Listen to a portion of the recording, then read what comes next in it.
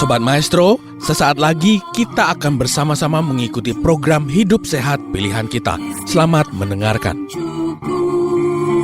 Membuat wajah berseri, diet yang seimbang, tubuh terlihat indah, udara yang bersih, jadikan hidup semangat, pengendalian diri, itu pemenang sejati.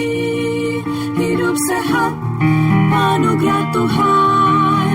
Hidup sehat, sangat berharga. 10 hukum kesehatan. Nah dokter, seberapa buruk sih memang ini untuk mengganggu dari perkembangan anak dalam berbicara? Nah kalau kita tahu memang banyak juga hal-hal yang baik ya yang mereka ajarkan, misalnya mungkin kosakata, video-video seperti itu yang bisa bisa diserap oleh anak-anak sekaligus mereka bisa ulangi kembali. Nah ini bagaimana dokter? Jadi kalau untuk masalah gadget sepertinya sudah banyak sekali jurnal-jurnal ataupun penelitian ataupun studi-studi yang mengatakan efek baik ataupun efek buruk daripada gadget itu sendiri. Apalagi di era pandemi ini memang kita harus banyak online-nya ya. Dan istilah daripada tumbuh kembang ataupun anak-anak biasanya memang mengarah ke screen time. Jadi istilahnya screen time, apakah itu dengan gadget, apakah itu dengan laptop ataupun dengan TV, itu sama aja, disamakan. Dan memang sudah ada aturan-aturan yang dibuat oleh WHO misalnya ataupun dokter-dokter anak di Amerika sana yang mengatakan memang udah waktu screen time per hari itu sekian. Misalnya anak yang di bawah setahun katanya sama sekali nggak boleh screen time. Mungkin anak yang 1-2 tahun setengah jam, anak yang 2 tahun sampai 5 tahun maksimal screen time 2 jam katanya. Dan nggak boleh mengganggu pola tidur ataupun tidak boleh mengganggu bermain. Jadi ya kita harus konsekuensi karena ini kan juga memang udah datanya sudah banyak sekali ya. Jadi maksimal anak 2-5 tahun ya 2 jam. Walaupun nanti si ibu banyak sekali hal-hal bagus di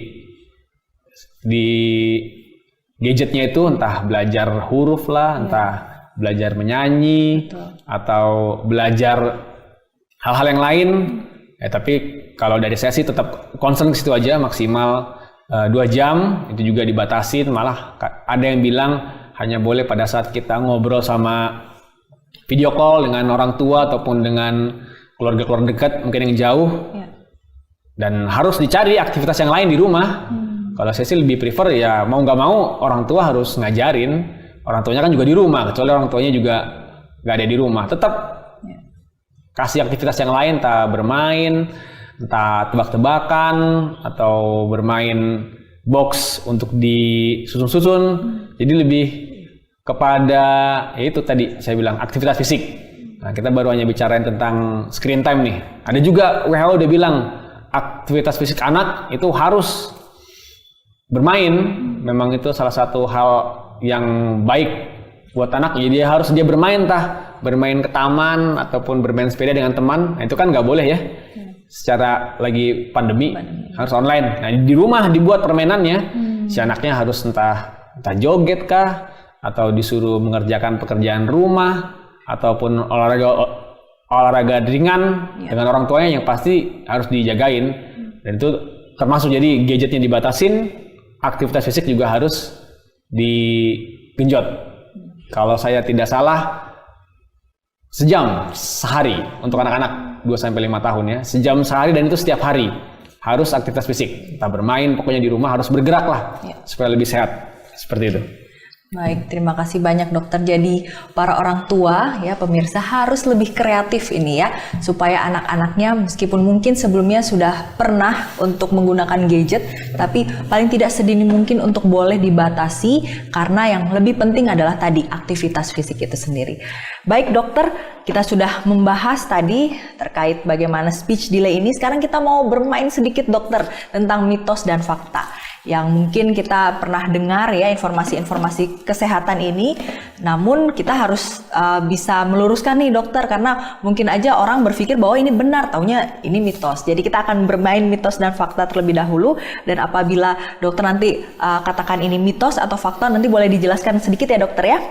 Baik, yang pertama dok, mitos atau fakta, anak yang cepat berjalan cenderung lebih lambat bicaranya. Bagaimana ini dokter? Mitos. Jadi anak yang cepat bicara apakah berhubungan dengan lambat bicaranya? Mitos, menurut saya sih mitos ya. Jadi memang dalam hal tumbuh kembang anak itu harus beriringan, dan memang tadi ya kita udah bahas ada beberapa checklist, itu ada banyak di internet, silahkan dilihat. Ibu-ibu ataupun keluarga-keluarga di rumah boleh melihat, dan itu harus beriringan. Ada salah satu pendekatan daripada grafiknya itu. Jadi memang ada beberapa aspek dalam tumbuh kembang anak, tidak hanya bicara, harus juga motorik kasar, misalnya dia untuk berjalan kah, motorik halus, dan juga personal sosial. Jadi gimana si anak itu bisa bermain dengan temannya atau berhubungan dengan orang tuanya. Dan berjalan ini termasuk motorik kasar, dan harus ada juga checklistnya sendiri. Dan itu di usia setahun biasanya sih memang beriringan ya. Jadi memang tidak berhubungan, dan memang kan itu yang sering dibilang oleh orang-orang zaman dulu ya. Nanti anak yang cepat jalan bicaranya Akan lebih lambat, anak yang ya sebaliknya seperti itu. Kalau kami sih melihat itu ya sebuah mitos, dan memang ya harus pas lah. Dan kalaupun memang terlambat, mungkin terlambat 1-2 bulan, 3 bulan masih bisa kita anggap oke, nanti kita tunggu lagi. Tapi kalau memang sudah di atas 3 bulan atau di atas 6 bulan, ini harus dikejar, harus segera berobat menurut saya sih. Harus segera didiagnosa lah. Bisa ya kontrol ke dokter anak juga udah banyak sekarang, dokter rehab medik, spesialis SPKFR untuk fisik dan rehabilitasi. Dan karena memang juga nanti bisa kami kirim ke ahli speech therapy. Dan juga teman-teman yang biasanya screening ini juga seneng, banyak psikolog anak sekarang kan. Itu sering sekali membuat edukasi-edukasi terkaitan dengan hal ini. Dan juga mungkin moms ya, edukator-edukator, influencer di Instagram yang menurut saya sangat baik ataupun sangat layak untuk kita follow, karena kita bisa ngikutin dia dan kita praktekin ilmunya ke anak-anak kita. Yang simple, sederhana, tapi sangat membantu gitu. Baik, terima kasih dokter. Jadi itu mitos ya dokter ya? Baik, yang selanjutnya apakah mitos atau fakta dokter? Ini terkait dengan jenis kelamin dari anak kita sendiri. Katanya sih anak laki-laki memang akan lebih lambat bicaranya daripada anak perempuan. Ini mitos atau fakta dokter?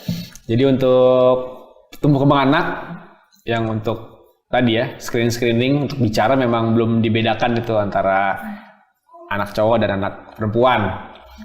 Yang setahu saya mungkin ada grafiknya lebih ke arah ini ya, pertumbuhan ya, berat badan. Itu berat badan dari WHO udah bisa dibedakan tuh, grafik si cowok ataupun si cewek. Tapi untuk grafik perkembangan bicara itu sepertinya belum ada. Mungkin data lebih banyak mana yang kena speech delay. Saya juga belum pernah baca apakah lebih banyak laki-laki atau perempuan, tapi kalau menurut saya sih ya, menurut pengalaman saja, saya ya sama aja, nggak pengaruh mau perempuan mau laki-laki.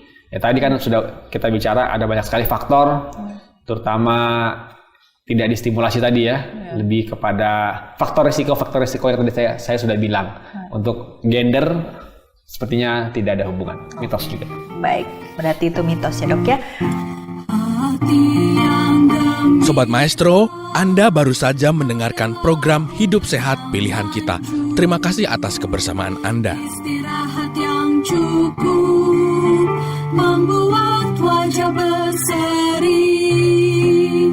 Diet yang seimbang, tubuh terlihat indah, udara yang bersih, jadikan hidup semangat, pengendalian diri, itu pemenang sejati. Hidup sehat, anugerah Tuhan, hidup sehat, sangat berharga. 10 hukum kesehatan, hidup sehat.